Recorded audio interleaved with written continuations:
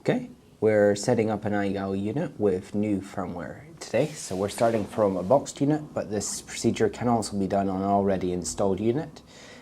So we're going to start by putting the batteries in, but if you have an already installed unit, they will already be in. The main step is to check the light and confirm that the unit is in standby mode, so the light is turned off. First of all, we can connect the unit to our programming laptop with our USB cable. Then in the laptop, we open up OX bootloader and select the firmware file given to you by Omniflex. Once that's selected, you can then press the start button on the iGAL. Once that pings for connected on the computer, you can select program device, and it will show you the current version and the version to upgrade to. You select yes, it will show you a loading bar.